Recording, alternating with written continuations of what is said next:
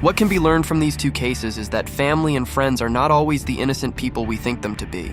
In investigating murders, sometimes officers can be blinded by the sob stories sold by killers disguised as loved ones.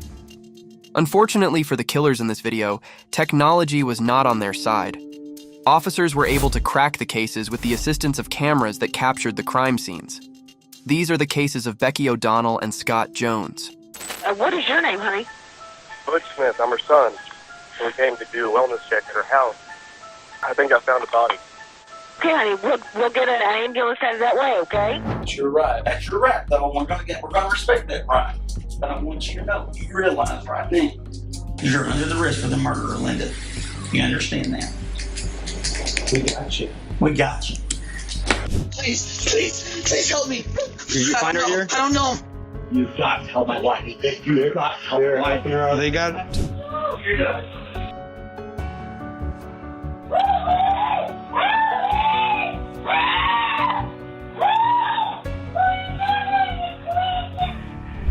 Linda Collins was a decorated politician who served on the Arkansas Senate from 2015 to 2019. She was passionate about her work and known to be outspoken about causes she believed in and justice. Clear out my trash. I understand that. My question is, can you find out if that specific employee had deleted it from their file?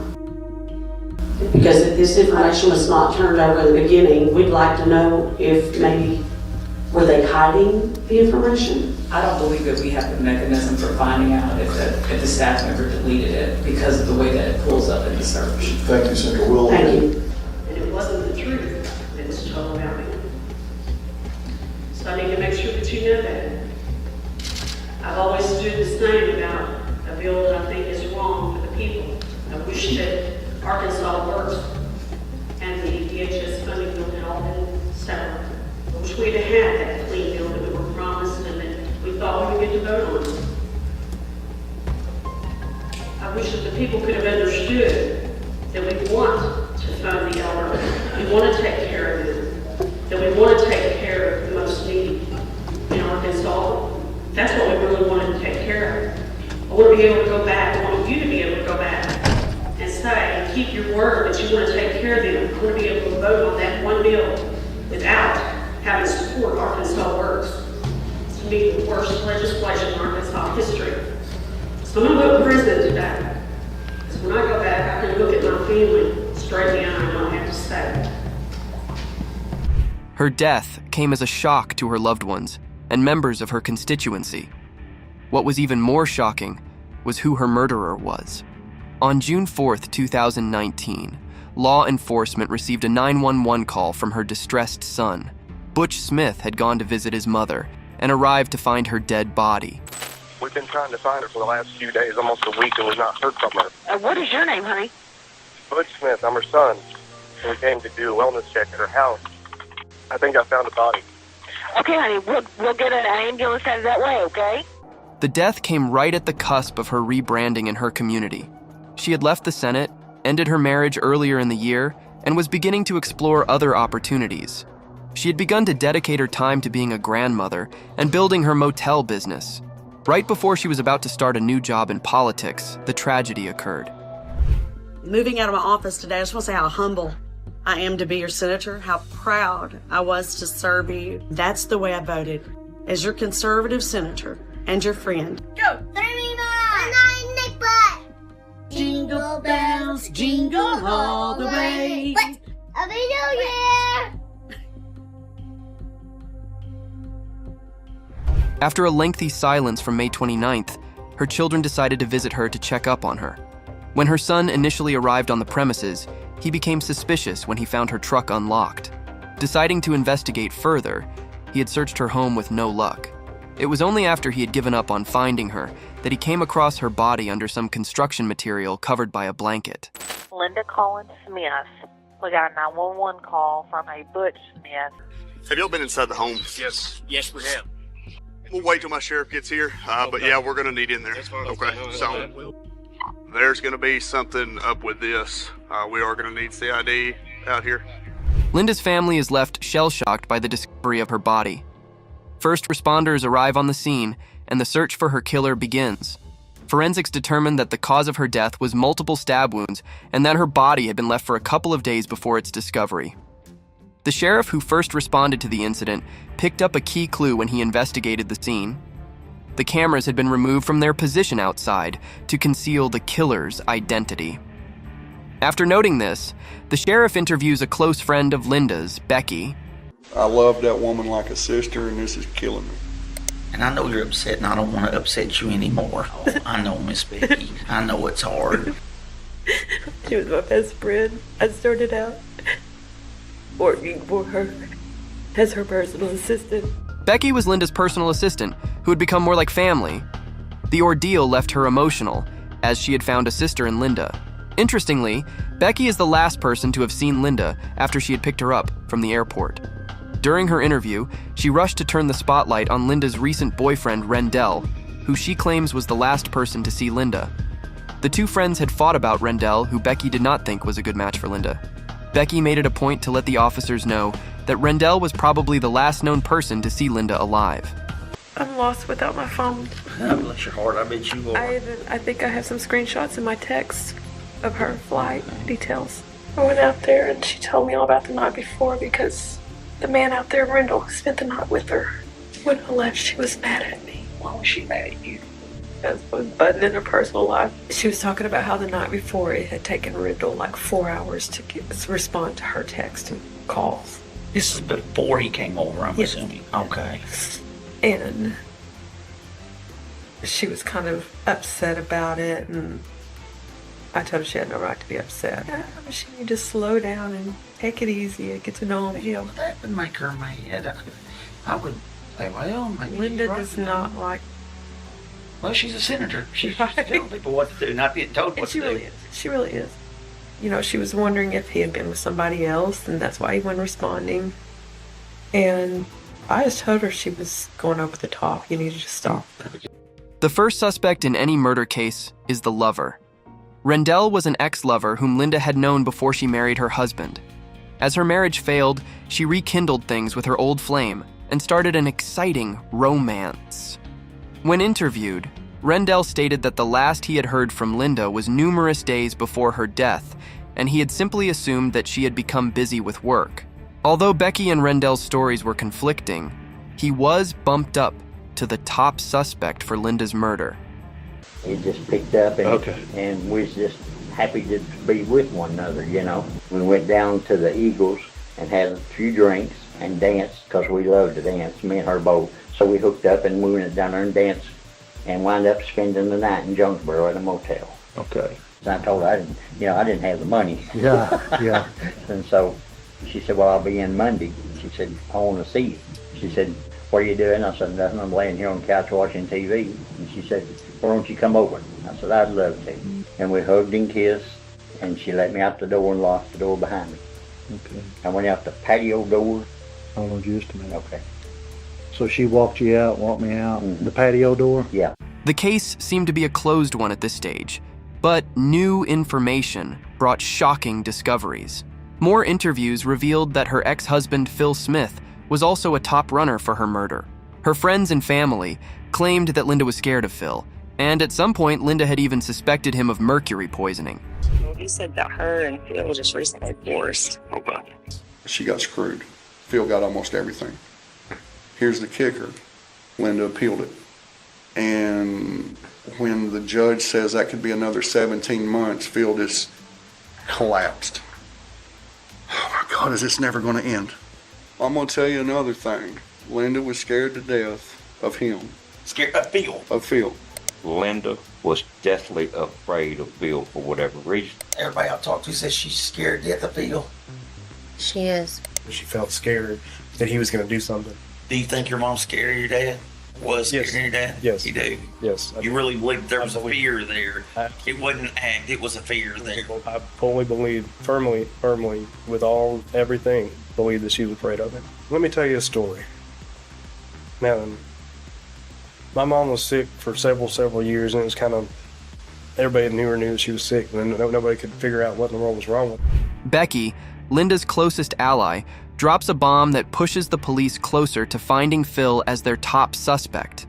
She claims that Linda had confided in her that Phil used to assault her physically. At some point, the abuse had gotten so bad that she decided to run away. I keep thinking she's going to get mad at me for telling this stuff. No. She wouldn't get mad at you, Vic. Phil used to hit her. Phil used to hit her. Okay, where Linda's house is, and he was just sitting there. I think he's a stalker. I saw firsthand when he showed up at his house that day when we were moving stuff out. She was uncontrollably shaking. Let's get out of here, let's get out of here, let's get out of here. She's scared of him. She's scared of him. She's very scared of him. I called Linda and I had her on the phone. And she was telling me you're not supposed to be there, you need to leave and all that. Linda told me he could get these crazy eyes. He got these crazy eyes and looked at me and said, "You stay out of it." Or something to that effect. So you were kind of scared of him too a little bit. Well, yes. 2 memorial services were held in memory of Linda Collins. Many friends, colleagues, and family gathered to remember the passionate and confident woman that she was. Those in attendance wore bright red, which was her trademark color. During her political career, Linda was popular for her bold colors and even bolder opinions as a conservative. We have to just know that bill restricts our Second Amendment rights. And as a true supporter of that, I do not know why anyone would want to support, campuses with large crowds where these students cannot defend themselves. That really concerns me. And we've seen the no gun zone, and we've seen slaughter on those no gun zones. And I think that this is just not the thing to do. And certainly, as a conservative, as a Republican having the majority, I cannot believe that we are going to do more restrictions with our Second Amendment rights in Arkansas, regardless of what the NRA does, whether they're supportive or not of the bill that was presented.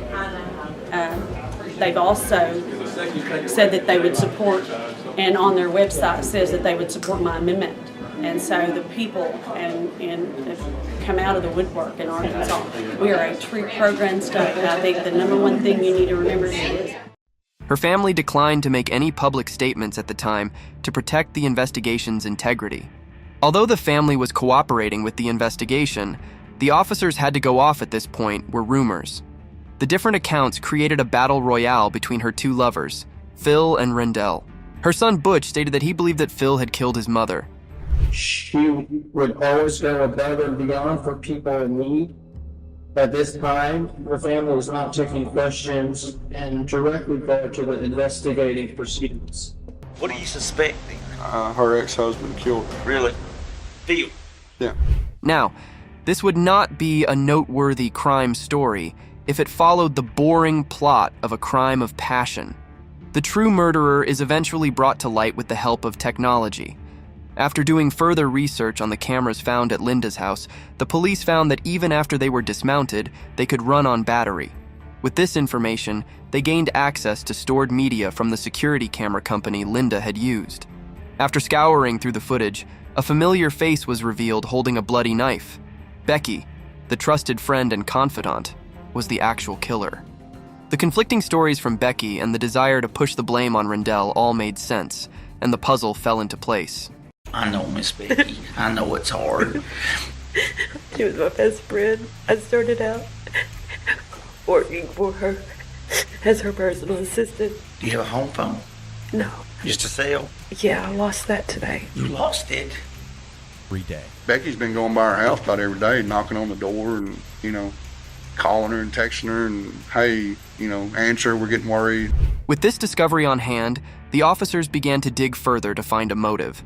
After more discussions with Butch, they found out that he had suspected Becky was stealing from his mother at the time. Many unusual transactions had been detected on her account, and a confrontation could have led to her death. Becky had been in charge of Linda's accounts, so such a theory was not far-fetched. I talked to Tim and Becky, and I gotta tell you something, Butch. There's things that ain't adding up there either.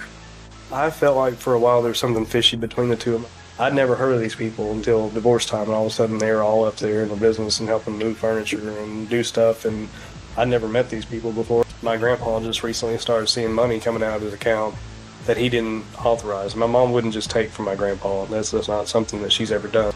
A lot of times Linda have me sign checks or something, or go get her cash or something. She was on her account where she could sign, you could sign her check. No, she would just have me sign her name. Oh, you were signing her name? Yeah, she would. would. Oh, Becky, that was not a smart thing to do. With financial motives at play, the officers are able to put the puzzle together. They arrest Becky and bring her in for interrogation. As the officers spread their information in front of her, she drops her act and immediately lawyers up. That is the final piece the officers needed to confirm their story. I bet you sit right here. I'm gonna lay it all out there for you, okay? We'll hear about Linda. About the death of Linda.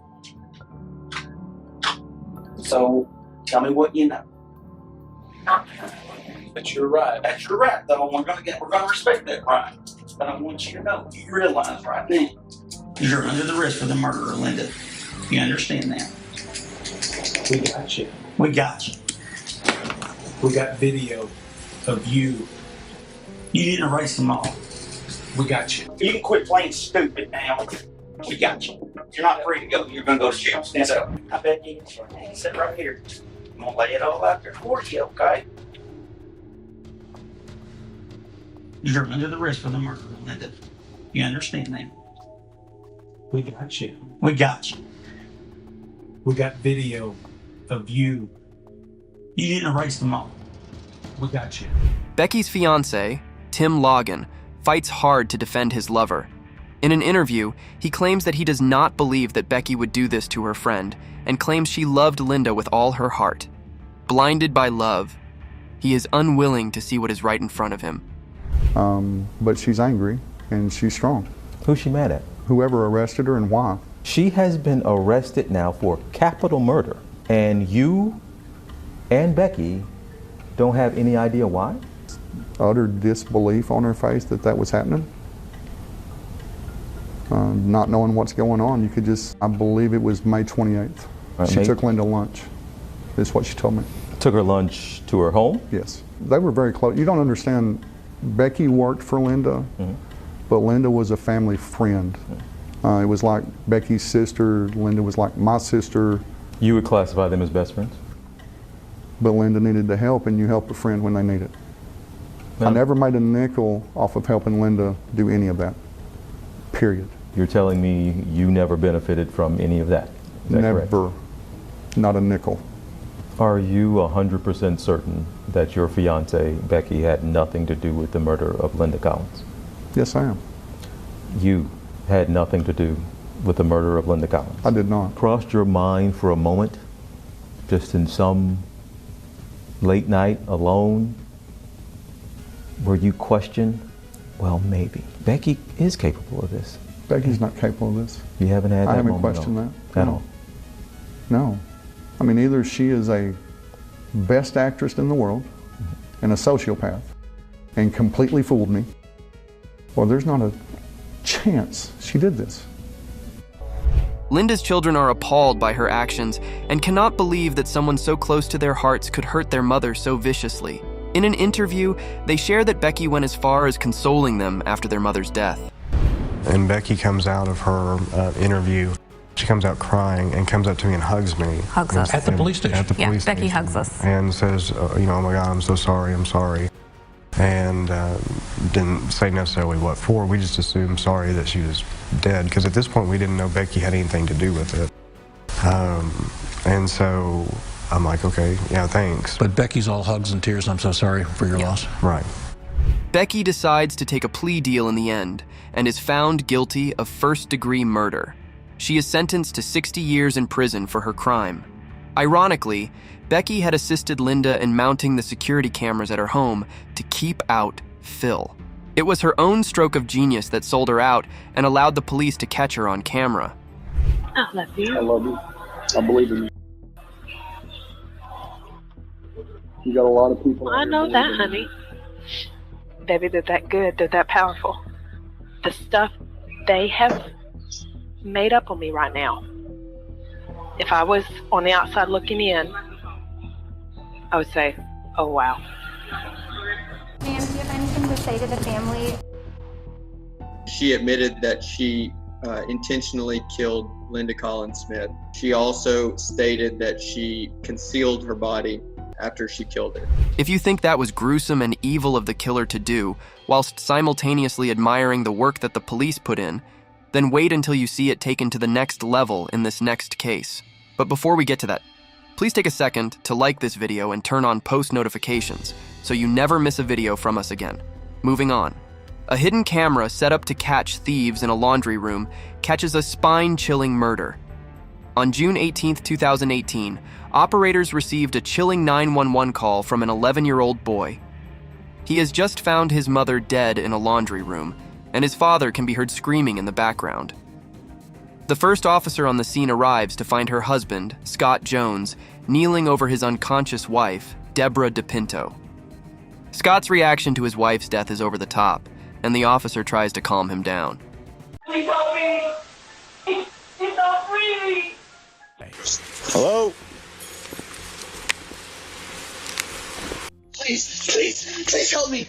Did you find her here? I don't know. You've got to help my wife. You've got to help my wife. They got my whole life, dude. Please help her. Please. Oh my God. Take a deep breath, okay? The best people that can possibly be working on her, okay? We got paramedics on her, all right? Oh my God. Let's see what's going on. Scott's story is that Deborah had just collapsed from the heat in the room. He dished out many theories for this, including her heart and her weight.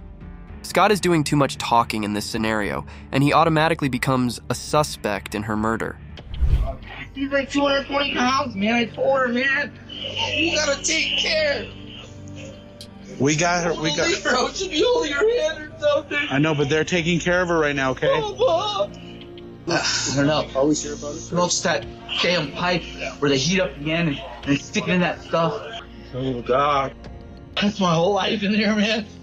My whole life. Oh my God, Mama. Oh God.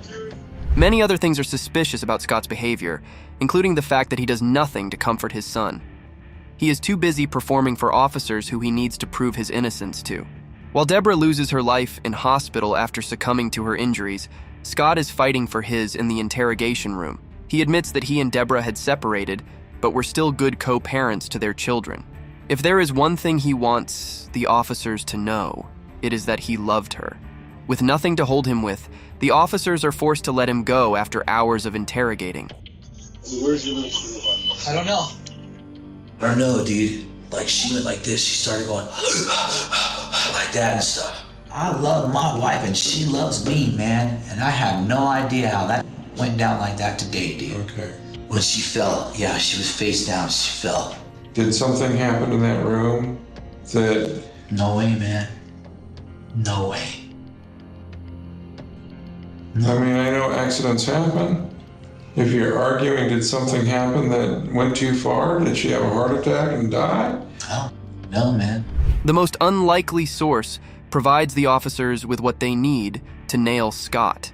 Due to incidents of theft in the shared laundry room at the trailer park where Deborah and Scott lived, the manager had installed a hidden security camera.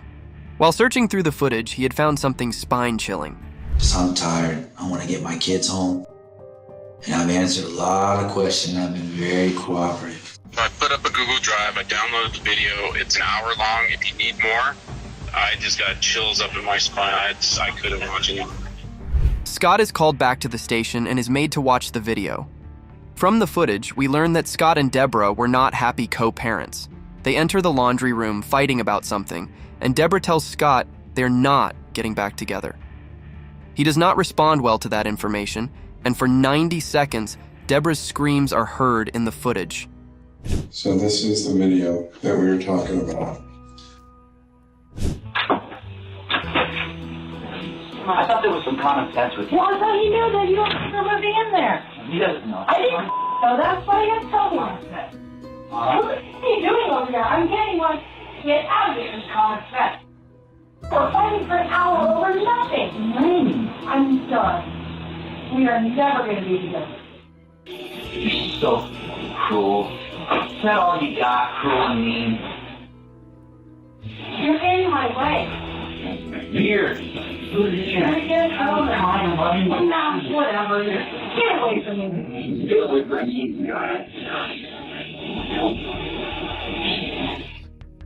Oh, don't touch me, Bob. You can't force me to love you anymore. Get out of the way of the door. I'm trapped. Get away from me. You make me feel terrible. Get away from the door.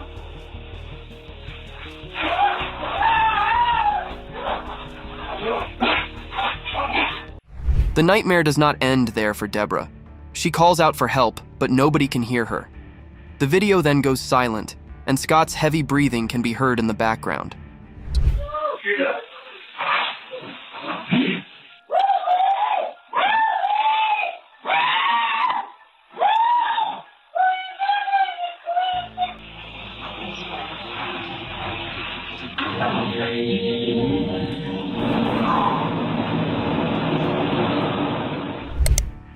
After watching the video, Scott's attitude changes. As he and Deborah are not in complete view of the camera, he persuades the officers that it does not prove anything. He sits in the interrogation chair, rocking back and forth, unsure of what his next move is. That doesn't prove anything, and you know that. It shows us that something happened in that room. What's going on during that time? This entire time you're still there with her. What are you doing? Are you looking at her? Are you trying to figure out what to do next? Help me. The recording shows that Scott sat with Deborah's body for 45 minutes before his next move. He is seen pacing around before he calls his 11-year-old son to the scene. This move is one of pure manipulation and cruelty. The little boy cries in the background before he calls 911 to assist his mother. Already, Scott had begun his little act and was crying over his wife's dead body. Oh my God.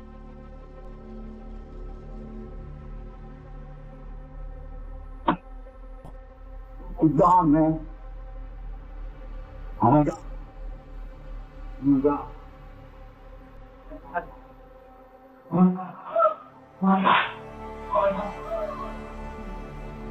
Mom, wake up.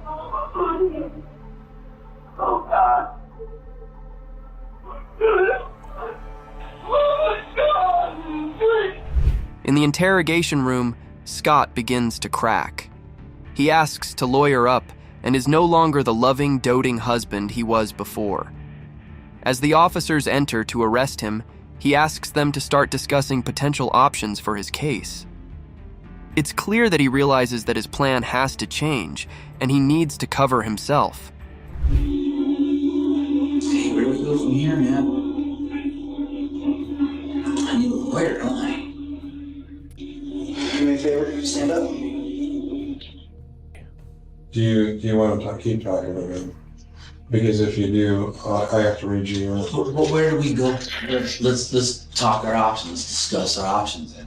The real story comes out with shocking details. Scott claims that in a moment of blind rage, he attacked his wife and feels guilty for it. He emphasizes to the officers that it was not premeditated in the hopes that his confession would get him a lighter sentence. He tries to paint his ex-wife as an evil woman who wants to ruin him. But I didn't think anything through. I didn't think about anything. I just reacted. I don't know what happened. I just reacted. I don't know, man. It's nuts. He then attempts to claim temporary insanity, but the officers are not buying anything that he is selling. They know enough about him to see through his circus. He is charged with first-degree murder and gains 40 years in prison for his crime. I believe it makes a man temporarily insane for a minute, man, when you think about it. You know that? You don't know the troubles. You don't know the pain. You don't know what I've endured. You don't know what that woman put me through. You don't know what she did to my son. You don't know. You've got to tell my wife. You've got to tell my wife. They got my whole life, dude. Please help her. Please. Oh my God. Thank you for watching. YouTube algorithm thinks you will like this video the best, so watch it and find out if it is right.